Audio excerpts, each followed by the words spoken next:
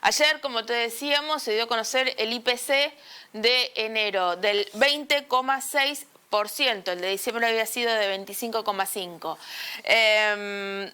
Esto supone que la canasta alimentaria subió además un 296,4% en la medición anual, es decir, en la comparación de enero con enero. En nuestra región, allí estamos viendo exactamente la evolución del IPC de los últimos meses, diciembre, y tiene un 5 décimas arriba de enero. Efectivamente, tengamos en cuenta que la región pampeana, la cual incluye la provincia de Santa Fe, tuvo una inflación del 21,2, es decir, está por encima de la media nacional. Y los alimentos y las bebidas no alcohólicas en nuestra región ya tienen un incremento del 257% anual. Son números muy alarmantes, son números preocupantes, sobre todo porque alimentos y bebidas es el rubro que más incidencia tuvo en todas las regiones del país.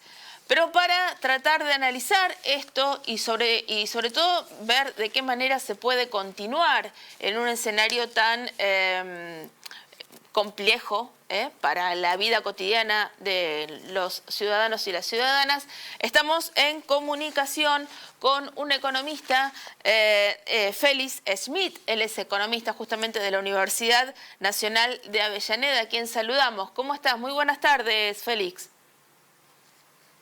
Hola Luisa, muy buenas tardes, ¿cómo estás? Muy ¿Cómo están bien. todos? Bueno, a ver, ¿por dónde empezar? ¿Qué evolución puede llegar a tener estos índices inflacionarios? Y si se va a satisfacer esa expectativa o ese anuncio que había tenido la Presidencia de la Nación de un descenso de la inflación sin ningún tipo de intervención estatal.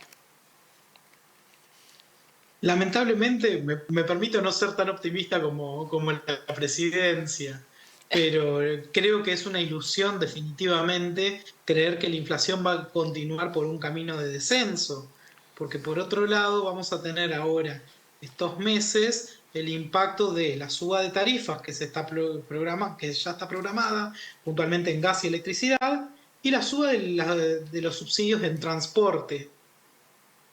La Perdón, la quita de los suba de los subsidios. pasajes en transporte por la quita de subsidios.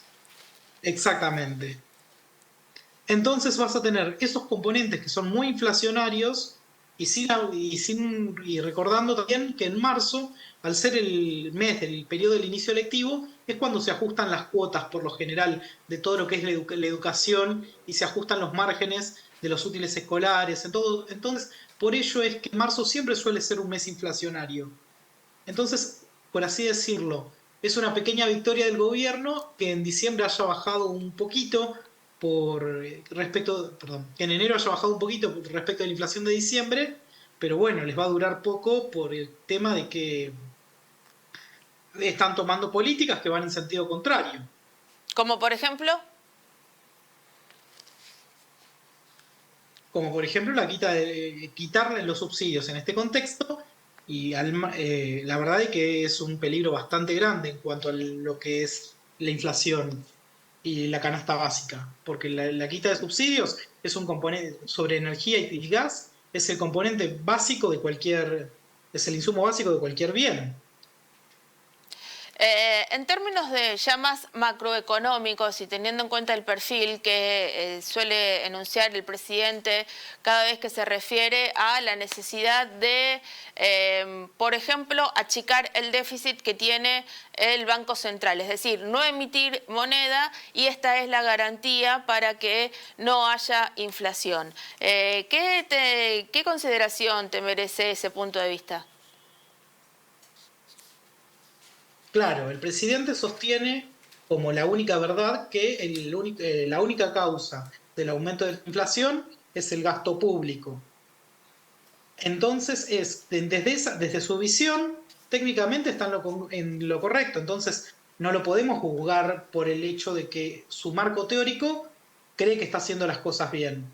Pero lamentablemente tuvimos historias nuestra historia de vivir el día a día, que lamentablemente nos indicaron de que Argentina tiene inflación de tipo de cambio, inflaciones por puja distributiva, por un montón de otras cuestiones que afectan a los precios del día a día, que escapan más allá del déficit fiscal o del déficit del Banco Central. Podés mejorar la solidez de las instituciones, como el Banco Central, pero si tenés un tipo de cambio mucho más caro, como lo que sucedió, ni bien asumió el presidente Milei, que devaluó el 120% en un solo día, efectivamente lo vas a pagar con inflación.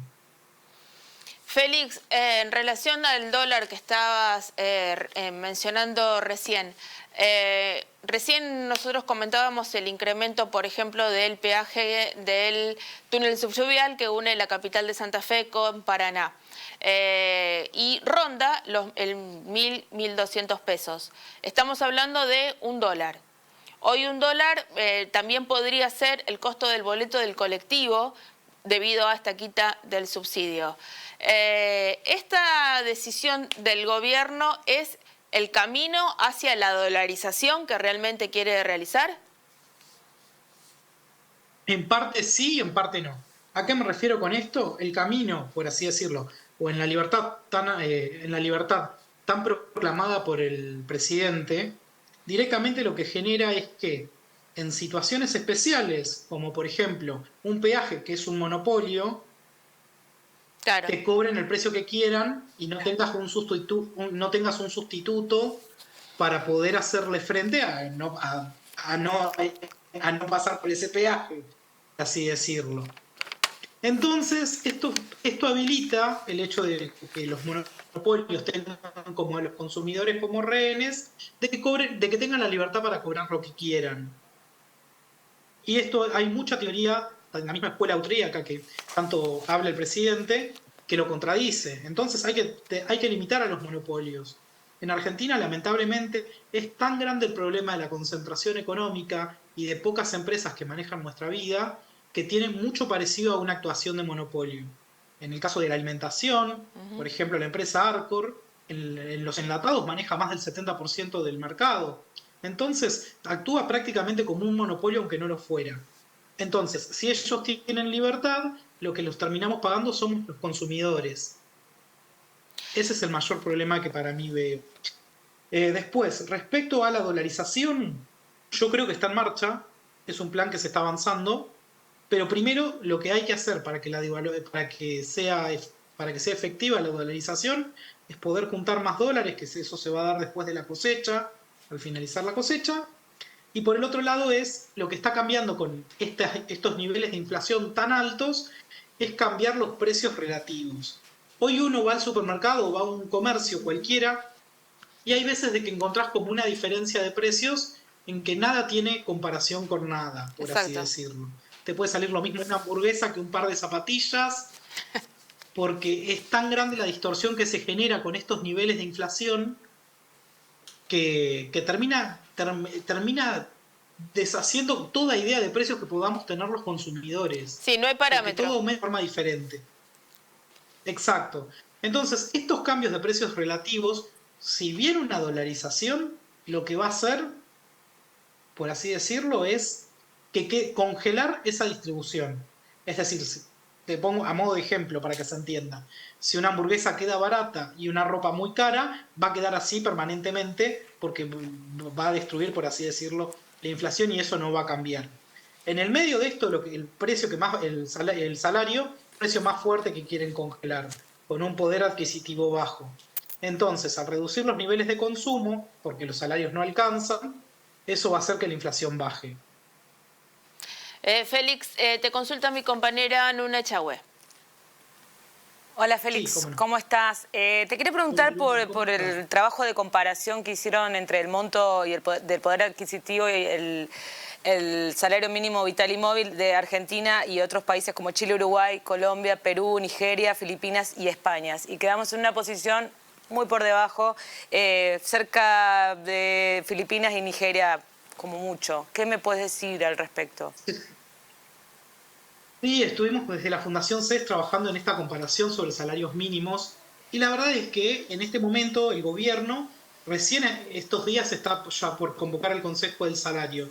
Recordemos que el salario mínimo en Argentina son 156.000 pesos. Es decir, si lo medimos al dólar oficial, son 188 dólares, 130 si lo medimos al precio del dólar blue. Esto quiere decir que Argentina está teniendo un poder adquisitivo de un país prácticamente que tiende a ser pobre.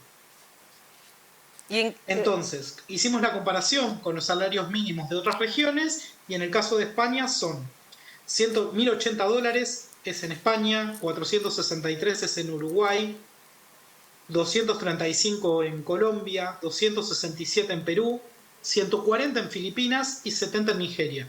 Sí. Entonces, en algún momento podíamos hablar de que Argentina tenía salarios que se le puedan parecer a los países asiáticos. Hoy, lamentablemente, estamos en ese mismo nivel, teniendo en cuenta que los países asiáticos se caracterizan por tener muchísima población y altos índices y más altos índices de desempleo.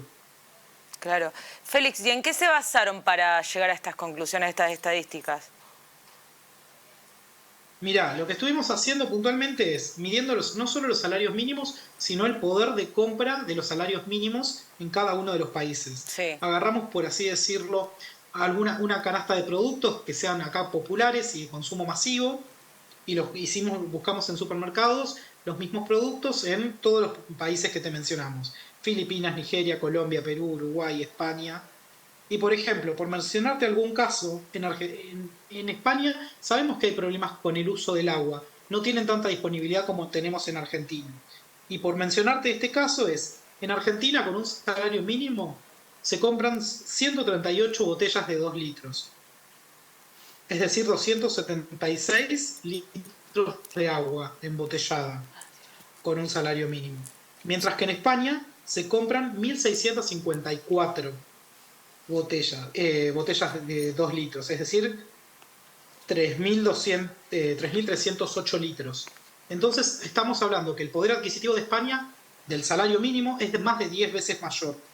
Comparando en estos productos que medimos, Argentina en algunos casos está mejor, en otras posiciones peor, no es líder en ninguno. Es decir, si vos agarrás carne picada, por ejemplo, Argentina está en una situación un poquito mejor, pero terminás estando dentro de los países que están más abajo. Félix, estamos con poderes de compra en algunos bienes, estamos por abajo de Filipinas. Lo cual no es un buen indicador. Solo adelante de Nigeria. Entonces, esto es lo preocupante. En relación con lo que señalabas del salario mínimo vital y móvil, que es un parámetro también para otras cuestiones como por ejemplo becas, como por ejemplo también las asignaciones para que se suelen llamar planes sociales, pero en realidad son asignaciones.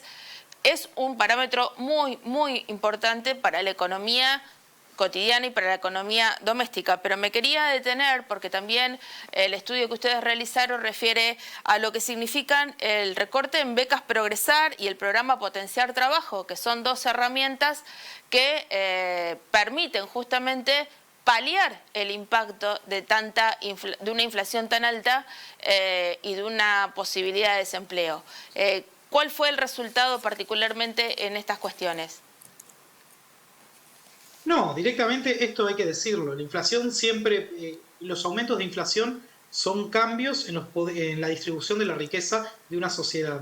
En este momento, los sectores urbanos y asalariados le están transfiriendo riquezas a los sectores concentrados rurales con altos ingresos. Eso es lo que está pasando. Entonces, que las ayudas del gobierno estén prácticamente congeladas a ciertos sectores hace que los sectores más vulnerables estén pagando doblemente el costo del ajuste. Y este recorte también viene sumado a una fuerte puja o hasta en cierto punto un castigo de parte del gobierno nacional con las provincias. Exactamente. Hay que prestar atención que el gobierno tiene muchos rasgos de unitarismo, muchísimos.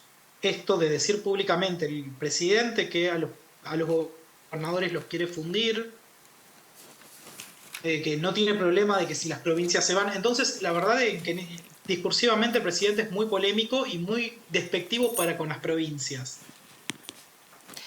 Félix, la verdad es que sí. en ese aspecto es un aspecto muy preocupante.